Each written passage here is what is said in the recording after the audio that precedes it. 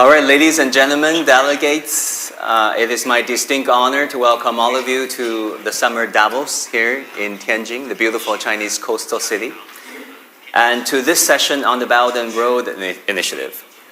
Now, there's an old Chinese saying that many of you, I'm sure, are familiar with. That is, if you want to get rich, build a road first.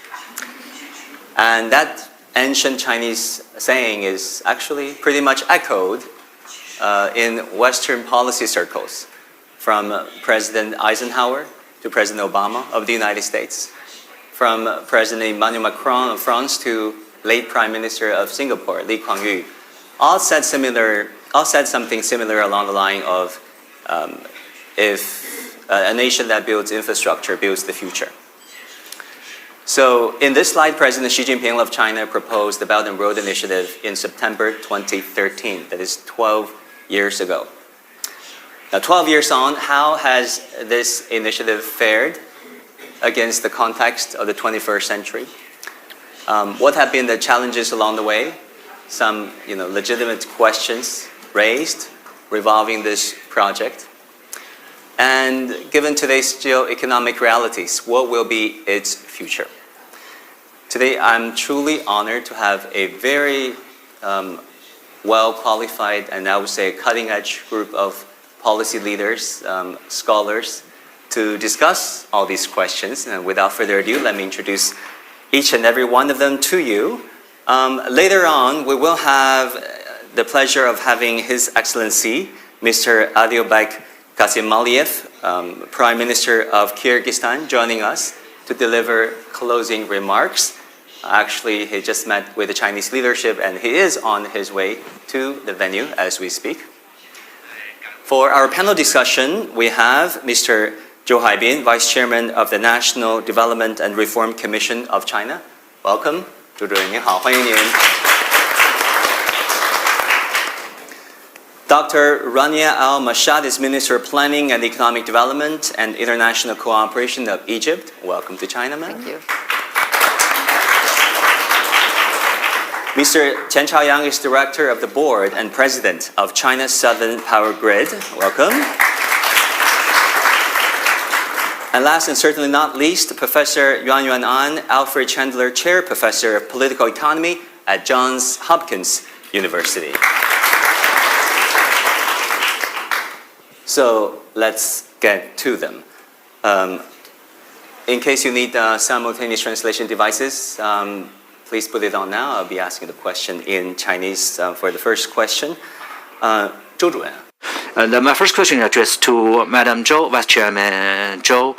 The world has many challenges: economic slowdown, rise of extremism, confrontation, unemployment, and so on. They are related to the lack of economic opportunities and the absence of infrastructure. 12 years on since China's announcement of BRI, we have signed an agreement of cooperation with 150 countries and 30 international organizations. So can you give us a summary of the development of BRI of the past 12 years? What's the contribution to the world economic development? Thank you. Thank you. In 2013, President Xi announced BRI. Since then, with the joint efforts of all stakeholders, co-building of BRI has been translated from philosophy to actions, from vision to reality. We have achieved pragmatical and remarkable results, contributing to the friendship among participating countries and economic and social development of all these countries. I have the following comments to make. First, it contributes to interconnectivity of the whole world. A new pattern has been identified.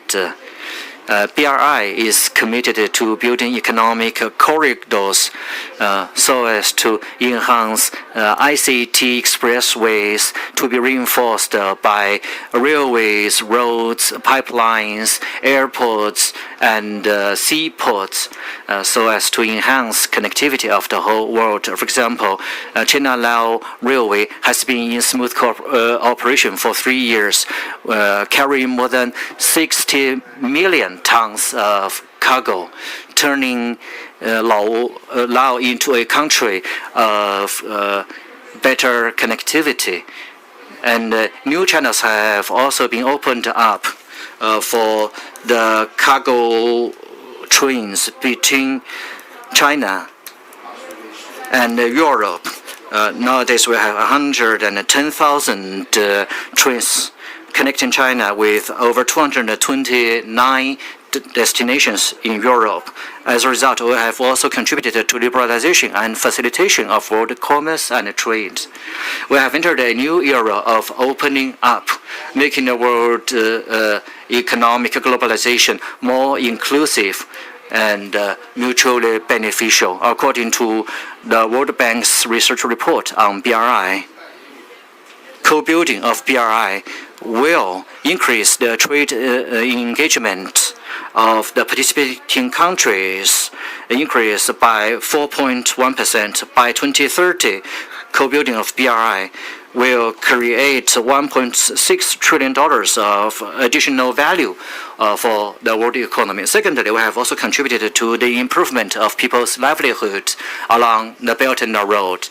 By upholding the Silk Road spirit, we focus on job creation, poverty relief, better livelihood. A large number of small yet smart projects have been implemented for that purpose. For example, Tianjin has taken an initiative to promote Luban workshops in more than 100 participating countries, cultivating over 60,000 high-skilled personnel. Through Lantang Mekong Cooperation Initiative in Lao,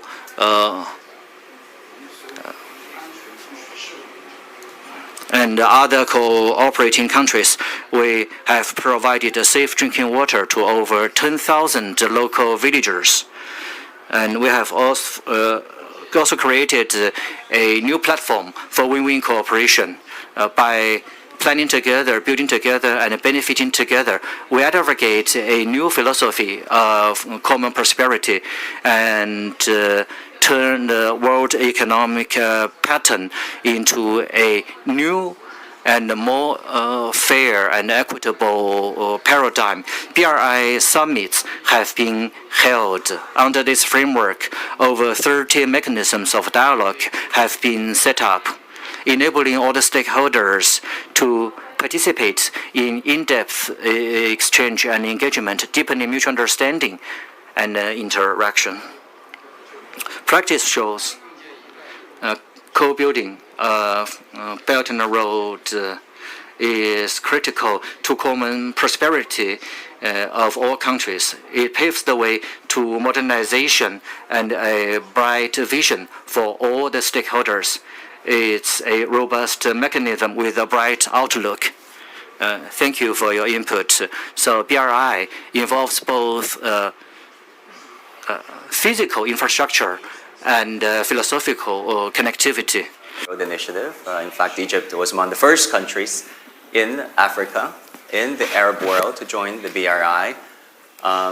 So, Madam Minister, I know you're in charge of international cooperation and international liaison. Perhaps you can talk to us about your assessment of how the BRI has helped advance Egypt's own national development goals over the years. Well, thank you very much, and I'm very pleased to be among a distinguished panel, and from the audience it just seems that this is one of the most interesting sessions. Everybody wants to know, after 10 years, how has the Belt and Road Initiative helped countries? And let me say that international partnership is built on common and mutual interests. And when you take a look at the number of countries that are part of the Belt and Road Initiative, this is in itself a testament of the importance. Just last year we were in China celebrating the 10th year anniversary, and it was an opportunity for the different countries to present the projects that are on the Belt and Road Initiative. These projects, when you take a look at them, have promoted sustainable infrastructure, be it transportation, be it renewable energy, be it in terms of ports. So each project for every country, and that was what was presented, and Egypt is not an exception in this. It is consistent with national agenda, and it's consistent with the national strategic goals. So when you talk about accelerators with respect to pushing these projects, we can say that the Belt and Road Initiative has been, in many instances, an accelerator for pushing forward the national strategies. Something else which is quite interesting as of late, we also have different national and international initiatives which fall and actually complement the Belt and Road. For instance, if I look at China, there's the Global Development Initiative, also launched a few years ago, and so many of the projects there also push together with the Belt and Road.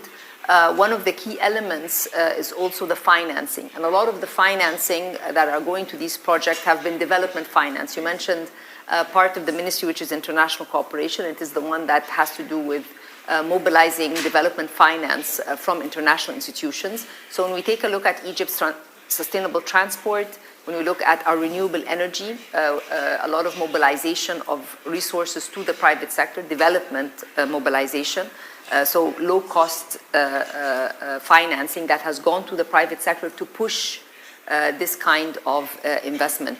So once again, it's not just about the physical infrastructure, because when you're doing the physical infrastructure, you're also drawing in FDI, you're also drawing in more jobs. There's also an element of technology transfer. I look at the China-Egypt relationship, and we have an industrial zone for Chinese companies, and some of these companies are the ones that produce the solar panels. So we do have this localizing manufacturing, which is also coming alongside the initial Belt and Road projects. So I just want to leave a message for everyone. When we look at the Belt and Road, we should not just think of physical infrastructure, but we also have to look at the different dimensions that it has brought. And as the previous speaker has mentioned, it also has pushed collaboration among different countries. Once again, when we take a look at Egypt and China, the initiation of the discussion started with the historic visit of the President of China to Egypt in 2014. And also we have an MOU signed on the Belt and Road Initiative. What are the emerging industries, most exciting areas, sectors of cooperation that you personally look forward to between China and Egypt very quickly? So we have, two aspects of the relationship. One of them has to do with investments and Chinese companies investing in Egypt. And then we have a development cooperation with China. And when we talk about the development cooperation, we, for example, in the area of health, labs, satellites, and also tech capacity building, all of this is on the development side. So this is a government-to-government relationship which has been with the SITCA, played a very important role in pushing the development agenda in Egypt. Also with China, we signed a debt swap a few years ago. So this is also something that we are moving ahead with. So this is on the development cooperation. So when we look at China, everybody's inspired by the development model of China, and therefore, when we talk about South-South cooperation, it's this development aspect is extremely important. And then on the investment and trade, this is the other leg, which is also significant because of the number of Chinese companies that are in this China industrial zone in Egypt. More than 150 companies, more than 10,000 jobs, and it's very multi-sectoral. Talking about cooperation projects, electricity is a big part of it, but according to the United Nations, believe it or not, over 600 million people around the world don't have access to electricity. A very sad state of affairs, but things are improving. And that leads to my next question to President Chen Chaoyang of China's Southern Grid. 钱总啊，根据联合国的一个数字 According to UN statistics, globally there are over 600 million people without stable access to electricity.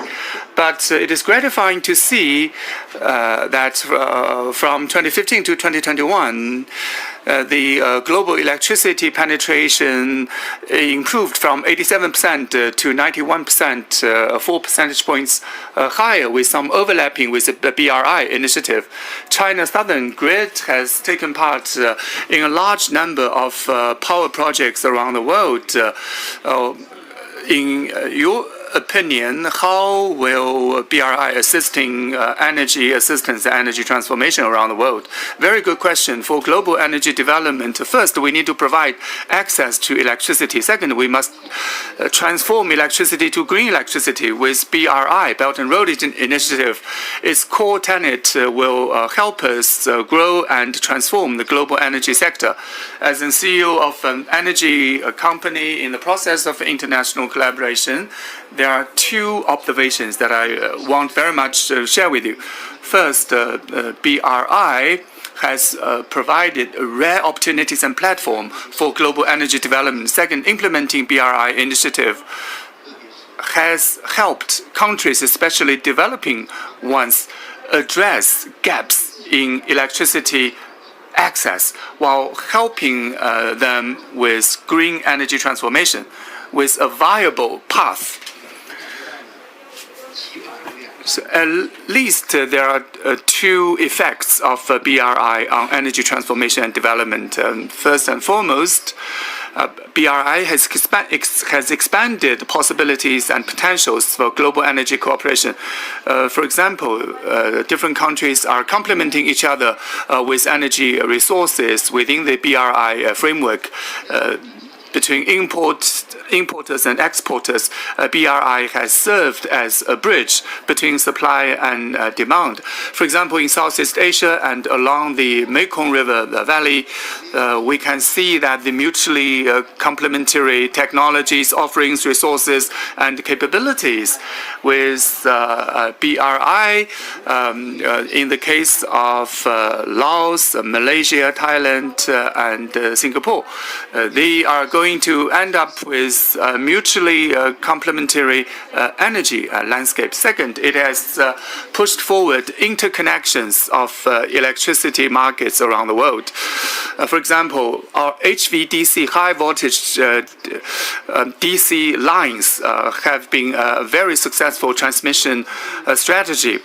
Recently, in Chile of South America, we have entered into negotiations with the local providers to help them establish a 1,500-kilometer HVDC transmission line to transport electricity from the generation base in northern Chile to the load centers in its southern part. So with the Belt and Road Initiative, everybody is giving full play to its capabilities. Secondly, the BRI has created very enabling conditions for energy transformation for those countries involved. First, with regard to the neighboring countries around China, electric power connectivities, we have seen a lot of electric power interconnections and interconnectivity. We are establishing long-haul corridors for the sharing of electricity, interconnection of electricity. And investment in renewable energy has also created enabling conditions for energy transformation. For example, China has a lot of technologies and equipment on solar and wind. We're exporting those technologies to around 120 countries around the world. We are also helping some countries increase the reliability of their power grid while reducing downtime, making their power grids more reliable. So with BRI, it's helping with global energy and electricity development and transformation, playing a very important role and positive role here. Yes, access to electricity and using a better and greener electricity. Power grids in the world, channeling hydroelectricity power into electricity, empowering 2/3 of Brazilian population that is mostly populated in the south. Professor An Yuanyuan, welcome to the summer Davos, and it's good to see you because Professor Yan taught at my alma mater, Johns Hopkins University. I didn't have a chance to attend your class or ask a question, but I do now. She wrote 2 books on China. How China Escaped the Poverty Trap, published in 2016. It was named one of the best books of 2017 by Foreign Affairs. Congratulations. And also China's Gilded Age, published in 2020. So it's fair to say you have been observing China for quite a while. Can you give us your assessment on the Belt and Road Initiative 12 years on? I mean, what worked? What were the challenges that needs to be fixed? How have countries leveraged this mega project? Well, first of all, thank you very much for having me on this distinguished panel. As a scholar, I learned from listening to policymakers and business leaders, incorporated with fieldwork on the ground. And I've worked with the United Nations to study the impact and local reception of BRI in Southeast Asia, including in Cambodia, where China is now the largest foreign investor. And in a word, I would say that I think the BRI is best understood as the world's largest and fastest experiment in global development.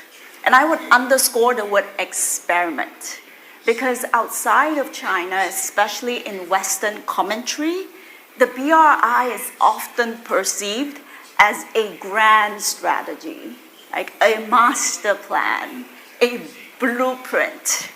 And as a result, and the underlying assumption behind that kind of perception is in turn the understanding that China must be centralized, and every decision coming out of China must be exquisitely planned. But when the BRI is being perceived as a master plan, the problem is that when issues arise, when debts are not paid, for instance, it is assumed that China is making these mistakes deliberately. And that is how the meme debt trap diplomacy gained global traction. So I would say that how might steps be taken to improve the perception of BRI? I would suggest that it goes back to a phrase from President Xi, which is telling China's story well. And in my own work, I would say that you can think about the BRI as a global version of directed improvisation. This is a phrase. Directed improvisation. Or you can say directed adaptation as an easier option. This is a phrase I coined in my own study of Chinese development. Directed adaptation means that the top directs, it doesn't dictate. It sets broad directions about the goals and the visions, and the actors on the ground, the bottom, they're the ones doing the improvisation and the adaptation.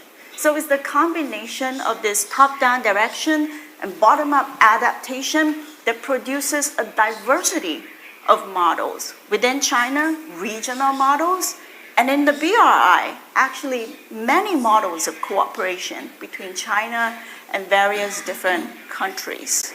So when the Chinese development model and the BRI is understood as directed adaptation, then I think it gives us more perspective.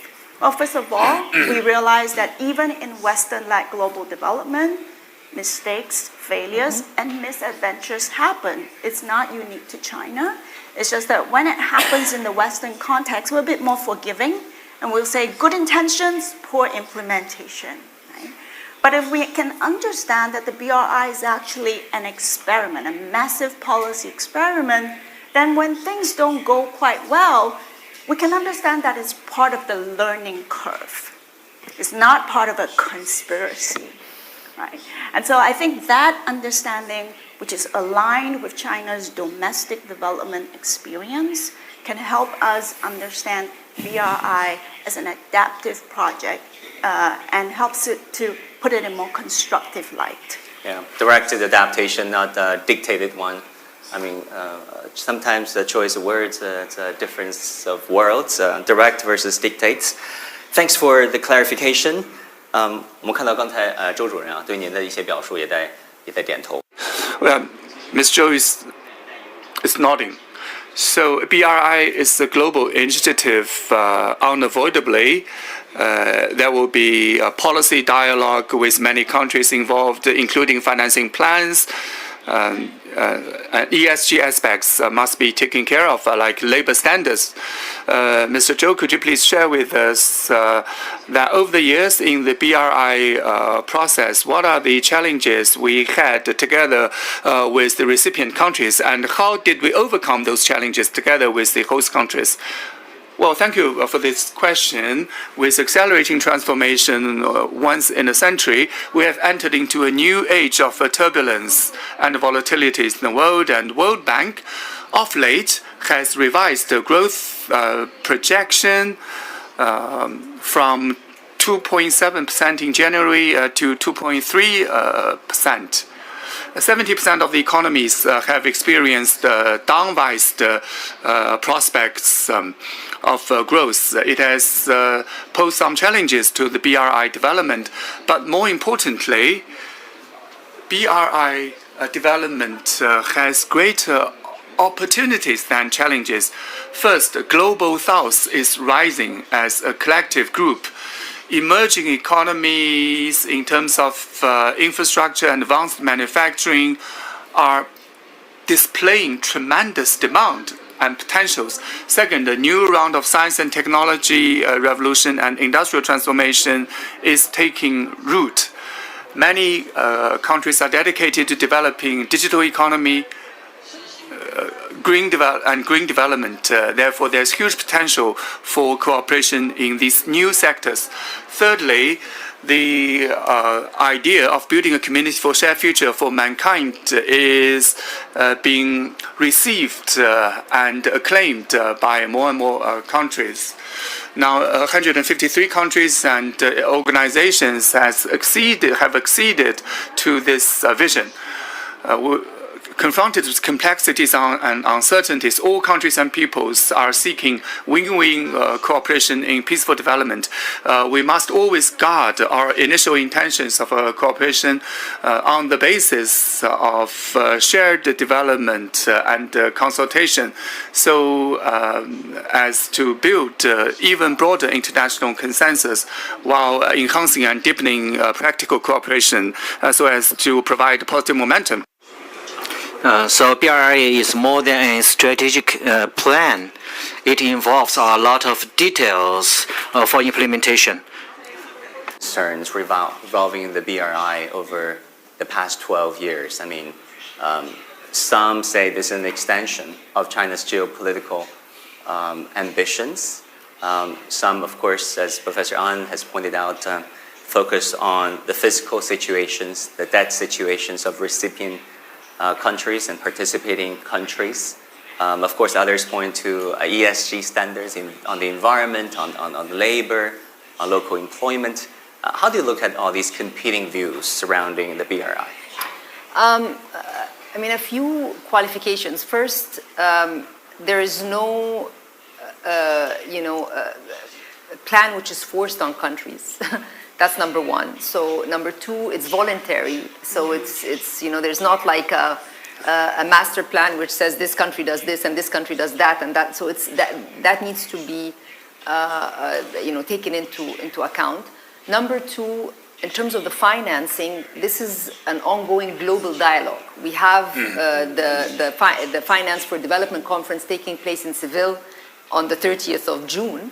This is a conference, a UN conference that takes place every 10 years, and it talks about development finance for emerging economies, for countries from the South.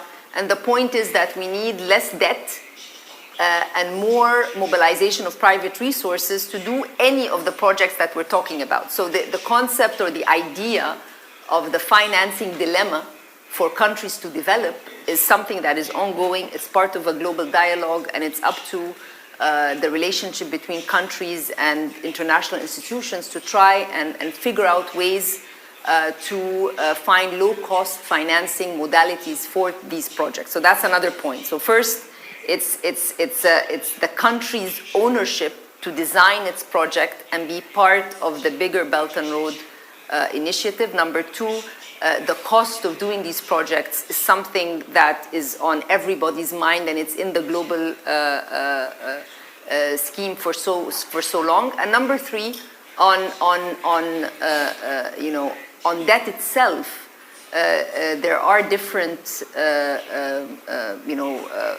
initiatives to try and deal with the debt. And one of the key points in the finance for development is, do we have, for example, debt swap modalities that can be implemented, debt swap for development, debt swap for investment? Is there a way to bring in more private investment into these projects so that we can de-risk and blend, have grant component? So this is also a third leg. So my answer would be that it all depends on country. There's a lot of country ownership. As I mentioned, there is supposedly a consistency between what the country vision is, whether it's the 2030 or the economic and social development plans of countries, and where these different projects lie. For example, in Egypt, we have our nationally determined contribution with respect to renewable energy is 42% by 2030. So all the projects that we're trying to do and investments in the grid are to ensure that we meet our 2030 objective and goals, and this happens to be consistent with what's happening on the Belt and Road. So these would be my answers to many of these. I don't want to call them criticism, but maybe suspicion, or I would say there's an information gap. Let me agree with the professor that information gap means that we need to put out more information. We need to put out more examples. And by the way, the conference that took place here to celebrate the 10 years, each country provided what it is doing, and I think this is available. So sometimes, there are many questions, but sometimes there's not enough effort in people trying to figure out exactly what all of this is. So I'm very happy that you're having this panel so that we sort of close the information gap related to this initiative. Yeah, I mean, if you think about these mega projects, involves years of negotiation on standards, on assessment of the impact on the environment, on employing locals, especially on electricity sector. But go ahead. Yes, but the thing is, in our case, for example, a lot of the projects, whether it's sustainable transport or renewable, have been financed by international institutions, and we would not be able to get this financing unless we were aligned with environmental standards and with ESG, whether it's the government or private sector that is getting these types of resources. So that's, again, a very important point. It depends where the money is coming from in order to support these projects. Yeah. 钱总能不能跟我们分享一下中国南方电网在这些年 Mr. Chen, can you share with us the practices of your company? Can you share with us some good examples of international cooperation? We understand cross-border cooperation involves a lot of issues, including policy alignment, the need to upgrade the power grid, and focus on local labor standards and job creation. Thank you. China Southern Power Grid has a lot of observations to share with you in terms of international cooperation. In terms of achievements, we are impressed by the value of sharing and win-win cooperation. With win-win cooperation, we lay a solid foundation for mutual trust. And I have three remarks to make in this regard. First of all, through BRI, we have shared the energy and resources of the participating countries. To the south of China, we have 15 power loops of 110 kilowatts with neighboring countries, including Vietnam, Laos, and Cambodia. And as mentioned by the minister from Egypt, we are also working together to increase the share of renewable energy in the total energy inventory. Secondly, we have shared more advanced technology. In South America, we have participated in a power distribution company in the capital city to reduce blackout hours in Lima, the capital city of Peru. Through technology transfer, we have helped this local company to become a role model of reliable power supply. And the third one is about sharing of experience in energy governance. We have set up a joint venture for energy distribution in Laos so as to share our expertise in grid governance, talent management, and so on, so as to minimize black hour of trans-province black hours by 70% in just 2 years. With these initiatives, we have deepened mutual trust for women cooperation. So our experience for cross-border cooperation, I also have 3 observations to share with you. First, we prioritize infrastructure development for cross-border power transmission and distribution. So infrastructure development is of top priority. Secondly, guided by the belief in win-win cooperation, we turn energy infrastructure development into a growth engine for the recipient countries. Thirdly, we focus on the improvement of people's livelihood. With small yet smart projects, we improve the living standards of the local communities so that they are impressed by the benefits of our jointly developed projects. By doing so, we lay a solid foundation for cross-border cooperation. In terms of my takeaways, I believe through greater connectivity, we are fully confident in promoting energy transmission and sustainable development of the whole world. We need connectivity of the physical facilities for stable and reliable power supply. So physical connectivity is the precondition for secure development. The second one is about software connectivity. With joint efforts, we can improve the performance of all the operators in participating countries. And thirdly is people-to-people connectivity with mutual understanding. We contribute to cross-border trust and friendship. As a result, we can share a brighter future of greater connectivity. That's my answer to your question. We are fully confident in the outlook of BRI. Yes, many projects have got people from a lot of BRI countries together for win-win cooperation. Scalable lessons and prototypes that the BRI has offered in the past 12 years, and perhaps other countries can learn from? And what are the things that they can improve upon so that going forward they can become an even more sustainable and empowering mechanism? Sure. I would build on an observation that the minister has made, which is that the BRI is more than infrastructure. The infrastructural contributions are obvious, but infrastructure also brings with it entire ecosystems of people, networks, and I'm going to stress the ideas, the role of ideas, the right kind of ideas. The BRI can be an opportunity for China to advance an intellectual shift toward adaptive, experimental development. And to help everyone put this in context, in global development, typically developing countries are presented with a false binary. Either you choose the Western liberal model or you choose the China model, right? And this is presented as an either-or and an opposite. But I would argue that this is definitely a false binary, because the reality of China's own development is directed adaptation. And I would use a Chinese figurative term to kind of make it come alive. I'll translate it into English.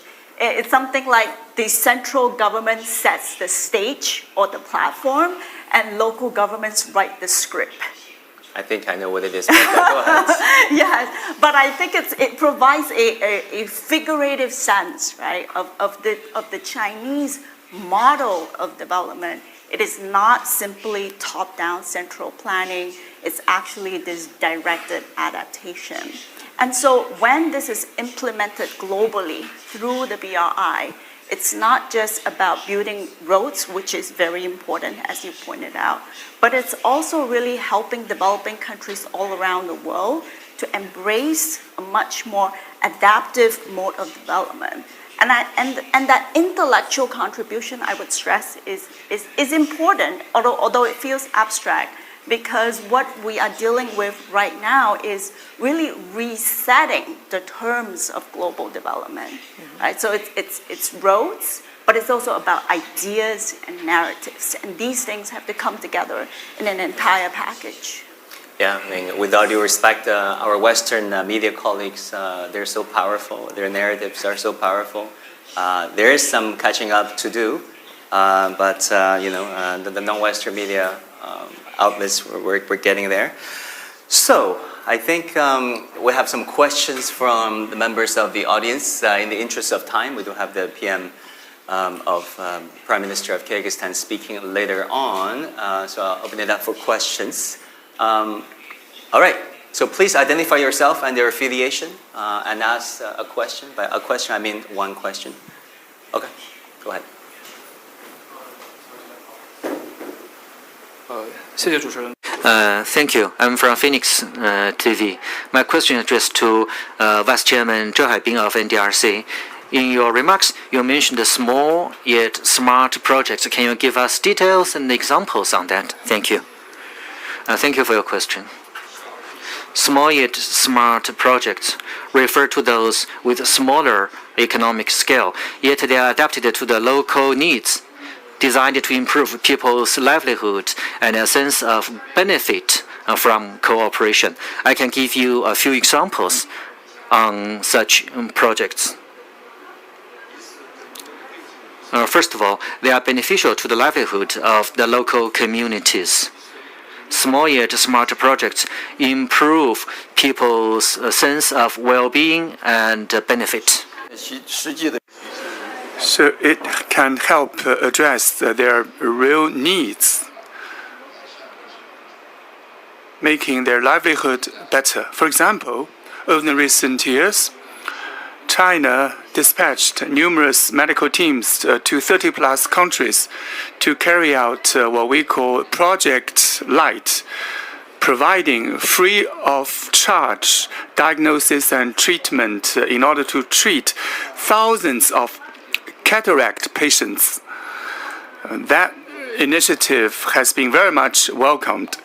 The members of the medical teams from China are praised as ambassadors of light in the local communities. For small but smart projects, they take less investment, but they are more impactful. Through the implementation of small but smart projects, we aim to deliver substantial benefits to recipient countries. For example, we have delivered a shared special technology for grass growing, for fodder, and also for electricity generation using biomaterials. Out of the past 4 years, we've hosted numerous workshops and training sessions to bring that grass-growing technology to 100-plus countries. Those fungi grass growing has helped many communities to get rid of poverty. Many local residents call them Chinese grass or the happy grass. And thirdly, it's all about sustainability. According to an old Chinese saying, it's better to teach others how to fish instead of giving him fish. For smart, small but smart projects, we are empowering local residents with technology, know-how, and expertise so that they can sustain their livelihood by themselves. For example, in 2018, in East Africa, Chinese companies helped build the first cross-border electrified railway link in Africa. At the same time, in Djibouti, China helped establish the first railway professional training center in Africa, having trained lots of trainees. And many of those trainees later have become experts themselves, and their average salary is twice that of the local average. Going forward, China will press ahead with small but smart projects, working together with the host countries, sharing with them our development expertise and experience, so as to drive shared development to be shared by the whole world. In some South Pacific countries, this Chinese grass is being grown in order to cope with climate change. Thank you, Mr. Zhou. Prime Minister Qasim Maliev, welcome to Economic Forum, Summer Davos. Oh, let's continue with our questions. I thought there was one. Okay. Do we have more questions? No? All right then. So, it is my honor to invite the Prime Minister of Kyrgyzstan, Mr. Adembaek Qasim Aliyev, to address our forum. Now, just some background here. There has just been this conclusion of a very successful China Central Asian Summit in Astana, Kazakhstan, the second of its kind. Kyrgyzstan is a very active partner in China's Belt and Road Initiative. The China-Kyrgyzstan-Uzbekistan Railway, which is on track to be the shortest route linking China and Europe, is finally underway, under construction after years, if not decades, of negotiation. So, Prime Minister Qasim Maliev, the floor is yours, please. Спасибо. Thank you.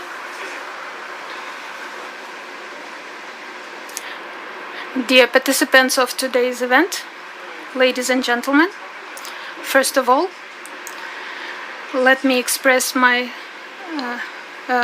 greet you and sincere gratitude for organizing the beautiful city Tianjin, and the warm welcome and impeccable organization of the forum, for the organizing the World Economic Forum. The topic of today's panel session is: where is the Belt and Road Initiative headed?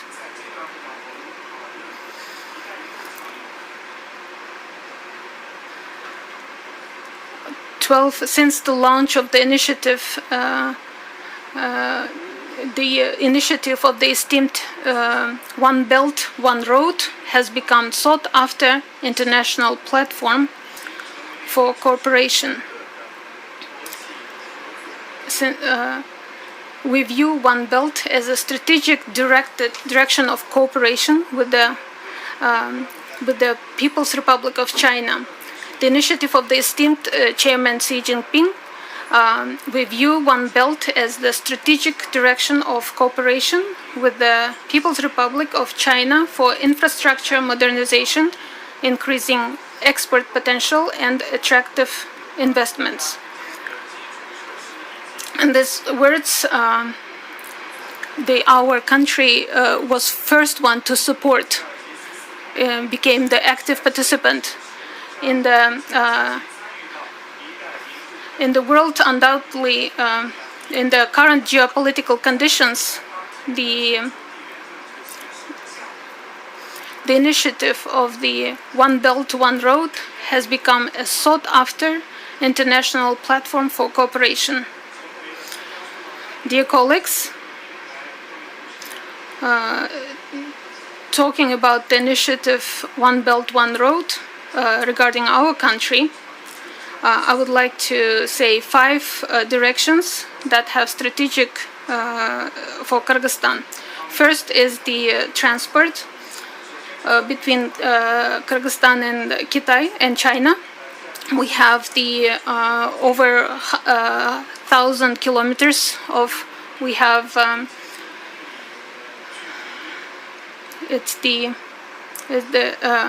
so with the 3 control points effectively functioning, which essentially serve as gates for China into the regions of Central Asia and the Caucasus. In the current geopolitical realities, ensuring reliable and secure supply routes is the strategic task for all countries. We are ready to leverage our geopolitical advantages and transit potential to become a key logistics hub connecting the regions of Asia and Europe. In this context, the construction of new transport routes along the One Belt, One Road initiative is the factor development of interconnectedness of Eurasian space. Last year, together with the government of China and Uzbekistan, we started implementing a truly mega project, the construction of railway China, Kyrgyzstan, Uzbekistan, for which active construction work currently underway.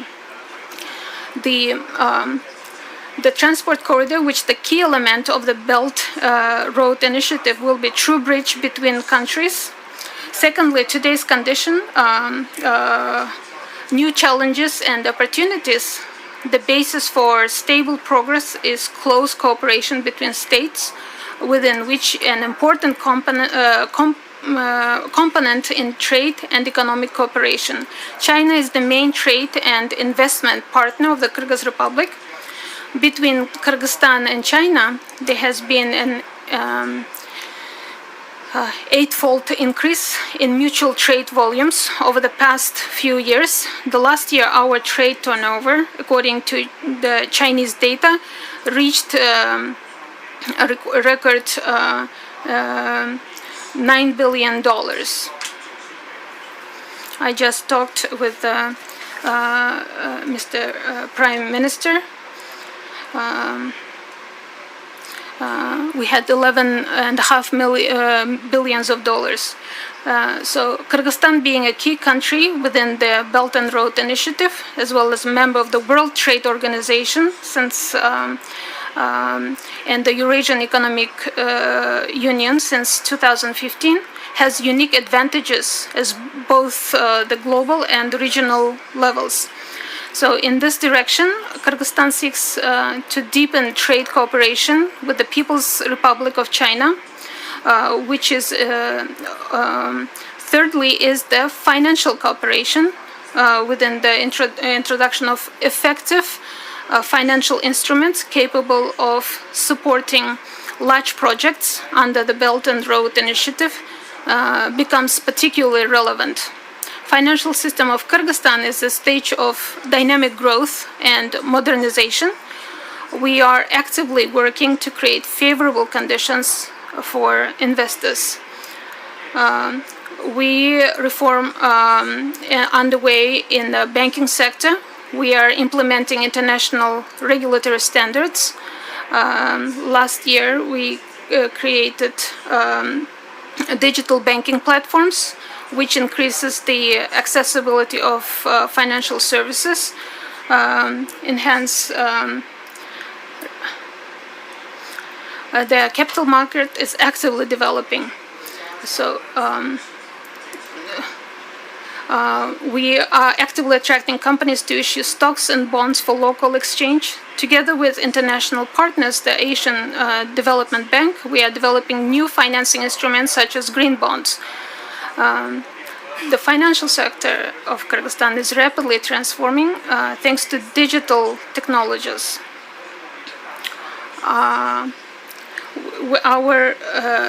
Kyrgyzstan sides advocates deepening financial and interbank cooperation with the People's Republic of China within the framework of the One Belt, One Road for the sake of multilateralism and globalization.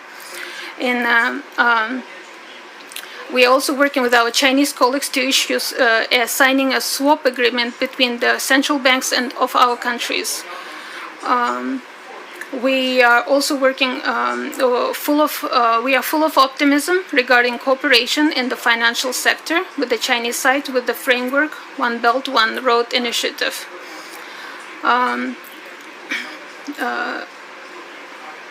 The Kyrgyz side advocates the deepening of financial interbank cooperation with the People's Republic of China. And 5 is the energetics. We have the hydroelectric potential, and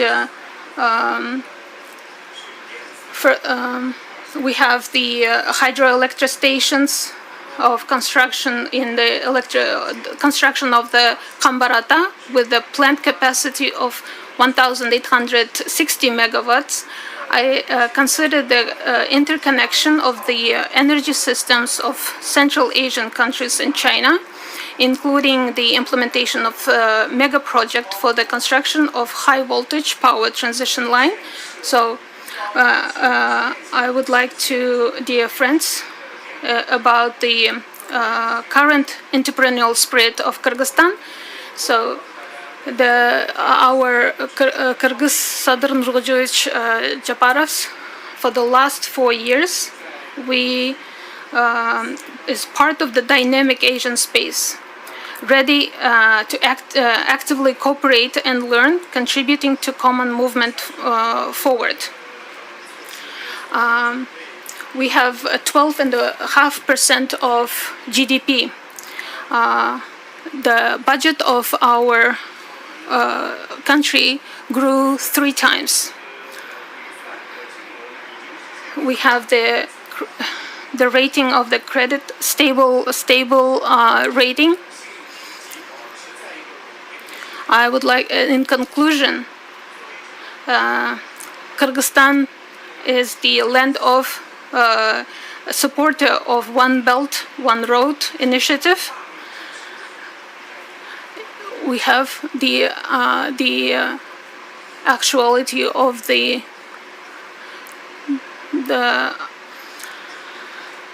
invite all interested partners, investors, interpreters, representatives of academic community to consider Kyrgyzstan as land of new opportunities. I am sure through gathering together we can build stability and prosperity of our people. I wish all the industrial work, constructive exchange of opinions and knowledge. Thank you.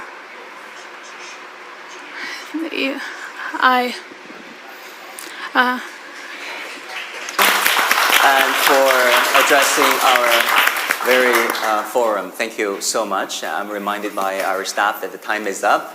I want to thank once again to all our panelists, Minister Zhou, Professor An, President Chen, and Madam Minister Al-Mashad of Egypt, and also the Prime Minister for sharing your ideas and insights on how to make the BRI more sustainable, because like it or not, it is here to stay, and it is very important to make it even more sustainable and empowering than it is now. With that, we come to the end of this session. Please enjoy the rest of your afternoon. Thank you. Thank you. Thank you.